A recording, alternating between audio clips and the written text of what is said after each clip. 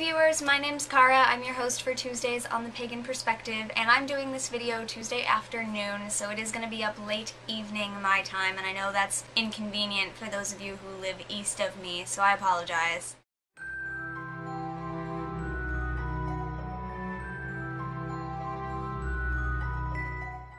Everything Annie said. Okay, no, I'll actually do a video, but seriously, pretty much Annie said everything.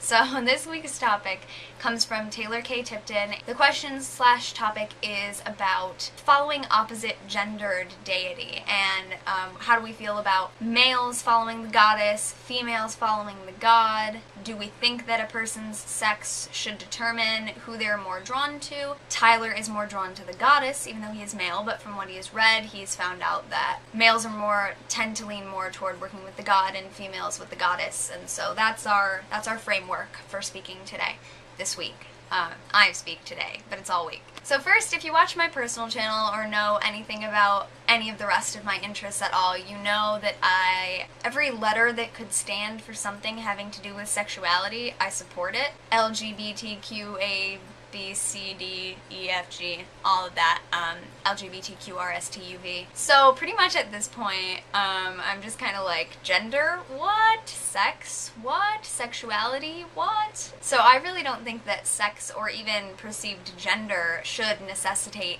anything else about your life, ever. So no, I definitely don't think that a person's biological sex or even their chosen gender representation should tell you automatically whether or not they are more drawn to the god or goddess. I can see why a lot of people would automatically be drawn to the deity that fits their gender because it's easier to relate to, you kind of maybe know how they work more, and I know that I personally, I tend to see the goddess in everything, but not so much the god.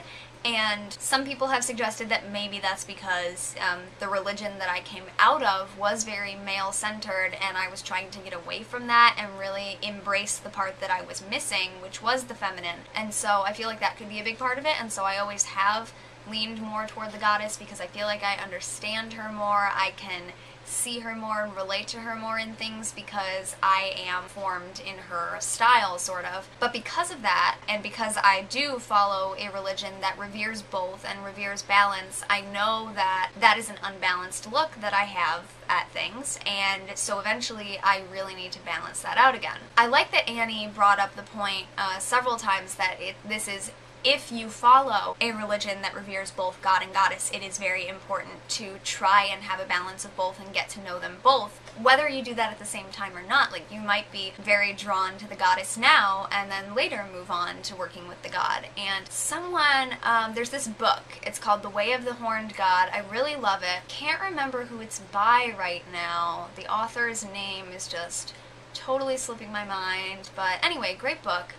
That one is all about, obviously I was being sarcastic, Dancing Rabbit wrote that book, but The Way of the Horned God is written for males to get connected with the god aspect because there are so many books out there that are just about the goddess, because that's the thing that's different from other religions. But I found that book incredibly helpful because I know that I'm going to also have to connect with those energies that I am, thus far, pretty unfamiliar with because I am not male. But I like that Annie brought up the point that if your religion reveres both, because you might not be following a path that does revere both equally, and so you might want to choose one over the other for now. So like I said, for me, I do revere both and embrace both and being the balance of everything in nature, and so I am aware that thus far I have a slightly unbalanced view of things, and so eventually I have to pay attention to both sides. But I wouldn't say, if you're just starting out, I wouldn't say that you have to automatically like make sure you're learning